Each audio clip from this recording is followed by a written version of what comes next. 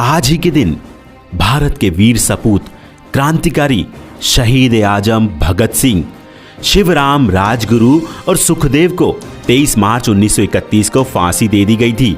वो दिन 8 अप्रैल 1929 का था जब दिल्ली की असेंबली में पब्लिक सेफ्टी बिल और ट्रेड डिस्प्यूट बिल पर बहस चल रही थी, जो ब्रिटिश सरकार पेश कर रही थी।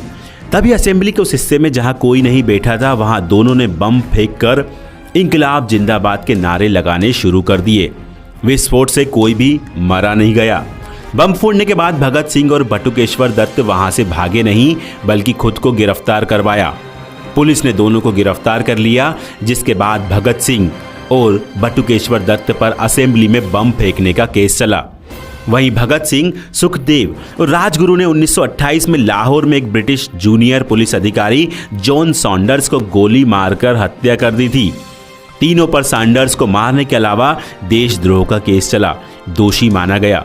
वहीं बटुकेश्वर दत्त को असेंबली में बम फेंकने के लिए उम्र कैद की सजा सुनाई गई। 7 अक्टूबर 1930 को फैसला सुनाया गया कि भगत सिंह, सुखदेव और राजगुरु को फांसी पर लटकाया जाए। फांसी के दिन 24 मार्च 1931 तय किया गया था। केंद्रीय असेंबली में बम फेंकने की जिस मामले में भगत सिंह को फांसी की सजा हुई थी, उसकी तारीख 24 मार्च तय की गई थी।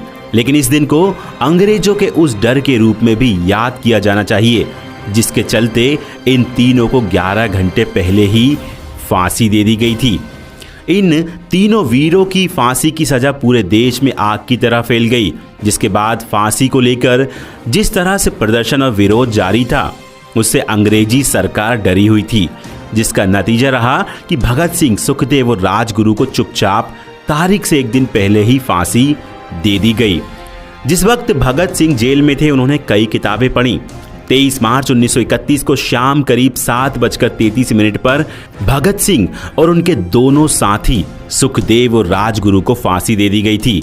फांसी पर जाने से पहले वे लेनिन की जीवनी पढ़ रहे थे। भगत सिंह को जब जेल के अधिकारियों ने यह सूचना दी कि उनकी फांसी का समय आ गया है, तो उन्होंने कहा था, ठहरिए, पहले क्रांतिकारी एक दूसरे से मिल तो लें। फिर 1 मिनट बाद किताब छत की ओर उछालकर बोले, ठीक है, अब चलो। फांसी पर जाते समय भगत सिंह, सुखदेव और राजगुरु तीनों मस्ती से गा रहे थे, मेरा रंग दे बसंती चोला, मेरा रंग दे बसंती चोला, माए रंग दे बसंती चोला। भगत सिंह का जन्म 28 सितंबर 1907 को हुआ था। यह कोई सामान्य दिन नहीं था, बल्कि इसे भारतीय इतिहास में गौरवमयी दिन के रूप में मनाया जाता है। अविभाजित भारत की जमीन पर एक ऐसे शख्स का जन्म हुआ जो शायद इतिहास लिखने के लिए ही पैदा हुआ था। जिला लायलपुर, जो कि अब पाकिस्तान में है, उस गांव के बावली में क्रांतिकारी भगत सिंह का जन्म एक सामान्य परिवार में हुआ था। भगत सिंह को जब ये समझ में आने लगा कि उनकी आज़ादी घर की 4 दीवारी तक ही सीमित है, तो उन्हें दुख हुआ।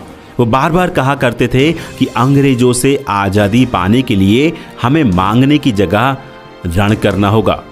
तो दोस्तों, उम्मीद करते हैं कि वीडियो आपको पसंद आया होगा। वीडियो को अपने मित्रों के साथ फेसबुक और व्हाट्सएप पर ज़रूर शेयर करें। मिलते हैं अगले वीडियो में। शुक्रिया।